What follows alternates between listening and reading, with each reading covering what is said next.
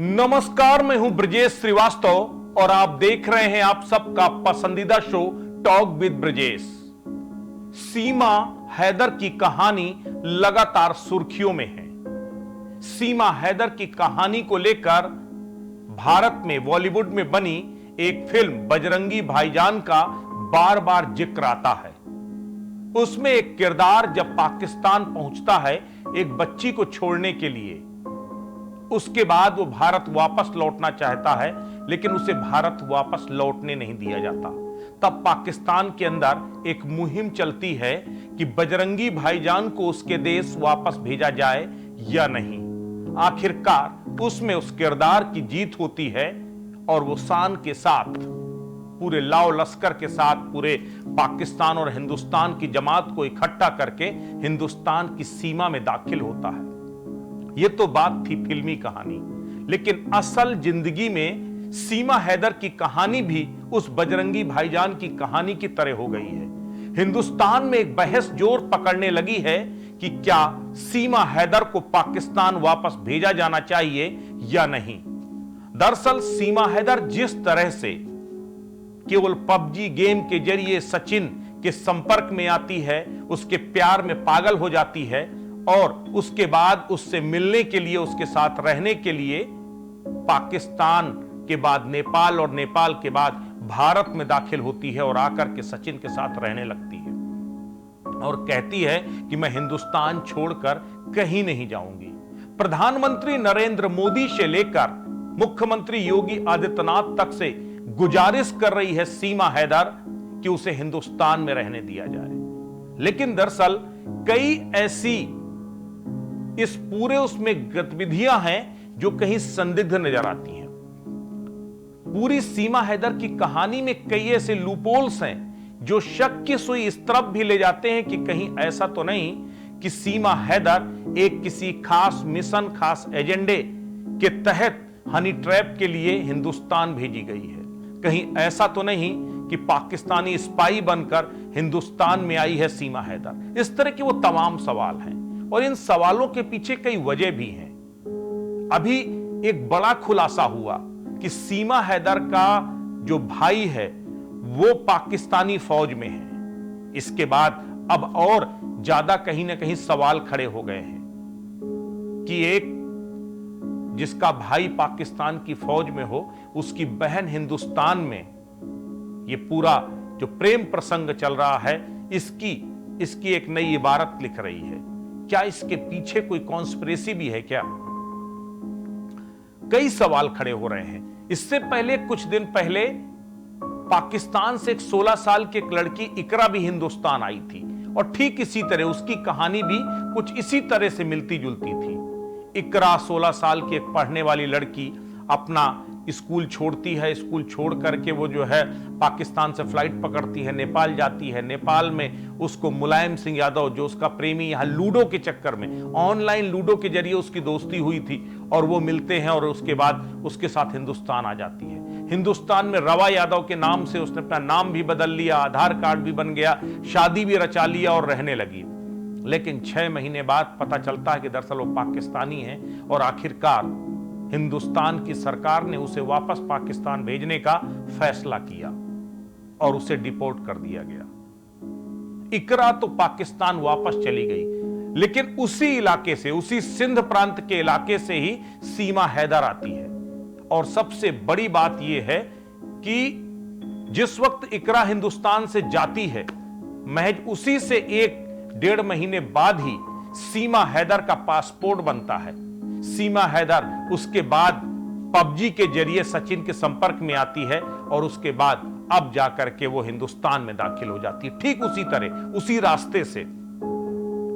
तो क्या इकरा और सीमा हैदर के बीच में कोई समानता है? क्या कोई इकरा का अधूरा काम पूरा करने के लिए सीमा हैदर हिंदुस्तान में आई है? क्या वाकई में सीमा हैदर जो दिख रही है उससे अलग उसकी कुछ और हकीकत है?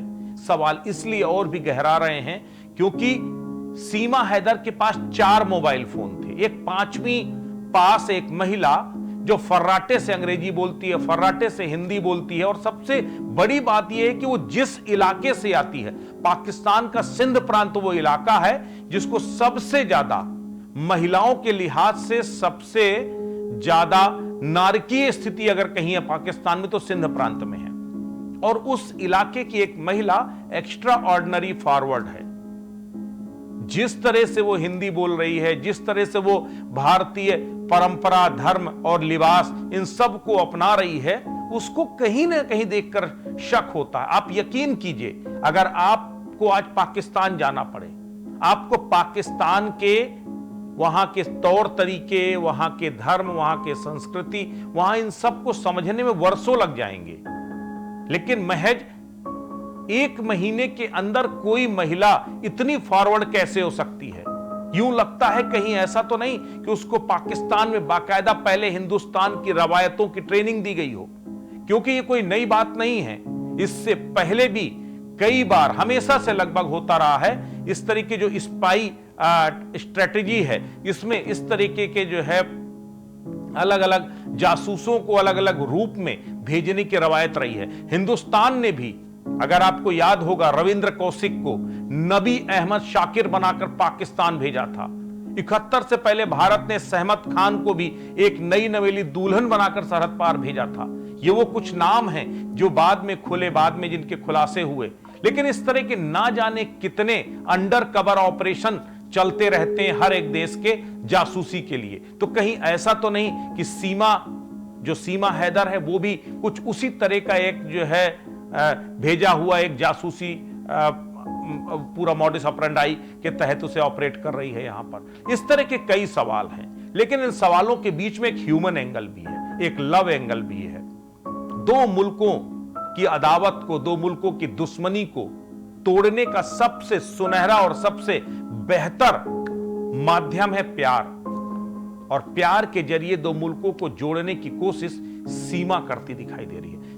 सीमा कहती है कि मुझे हिंदुस्तान प्यारा लगता है, मुझे हिंदुस्तान की धर्म संस्कृति से प्यार हो गया है। सचिन से शादी करने के बाद वो गंगा स्नान करना चाहती है, वंदे मातरम बोलती है, हिंदुस्तान जिंदाबाद के नारे लगाती है।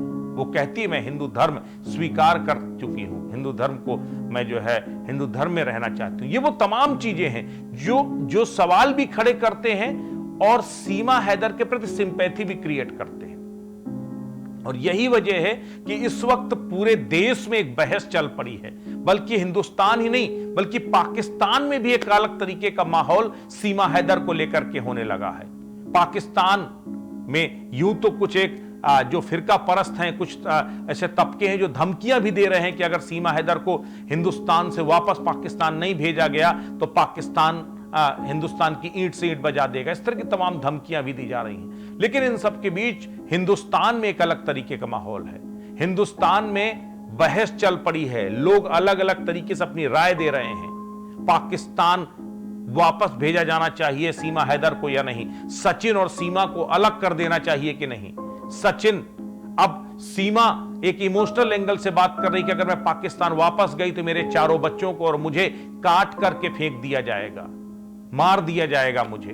तो क्या सीमा की जान बचाना हिंदुस्तानियों का धर्म नहीं बनता? क्या सीमा को बचाना हिंदुस्तान की जिम्मेदारी नहीं है? ऐसे में उसके बावजूद भी, इस खतरे के बावजूद भी, क्या सीमा को पाकिस्तान भेजा जाना चाहिए? ये वो तमाम सवाल हैं। हम भी अपने दर्शकों से कुछ सवाल करते हैं और उन सवालों के जवाब उम्मीद करते हैं कि आप हमारे कमेंट बॉक्स में जरूर देंगे। आपकी क्या राय है? क्या सीमा हैदर को पाकिस्तान वापस भेजा जाना चाहिए या फिर उसे हिंदुस्तान में ही रहने देना चाहिए? आपकी नजर में सीमा हैदर वाकई में प्रेम की वजह से हिंदुस्तान आई है, सचिन के प्यार में पागल होकर हिंदुस्तान आई है, या फिर उसके पीछे कोई साजिश है? बतौर हिंदुस्तानी आप क्या सोचते हैं? सीमा हैदर के साथ क्या सलूक होना चाहिए? ये वो तमाम सवाल हैं जिनके जवाब उम्मीद करते हैं कि हम कमेंट बॉक्स में आप हमारे जरूर देंगे और इसके जरिए हम सरकार तक ये बात पहुंचा पाएंगे कि आखिर सीमा हैदर को लेकर हिंदुस्तान की आवाम क्या चाहती है, वो क्या कहती है। लेकिन इस बीच शक और शक के साथ साथ सिंपैथी, ये दोनों कश्मकश है जो हर एक हिंदुस्तानी के मन में है। एक अपराध बोध भी है, कहीं ऐसा ना हो कि जासूस समझ करके अगर हम सीमा हैदर के साथ कुछ गलत सलूक कर जाएं, और वो तो आई थी यहां पर प्यार पाने, प्यार बांटने, लेकिन जिस तरीके से उसके साथ सलूक, हिंदुस्तान अगर कोई गलत सलूक करता है तो पछतावा भी होगा। तो इस कहीं ना कहीं कश्मकश के बीच में अब दिलों से ज्यादा दिमाग को फैसला करने दीजिए, और आप अपनी राय हमें कमेंट बॉक्स पर जरूर भेजिए। और इस जो सीमा हैदर की जो कहानी है, इसे देखते रहिए, समझते रहिए। हर दिन हम लोग इसी तरह नए खुलासे कर रहे हैं। नमस्कार।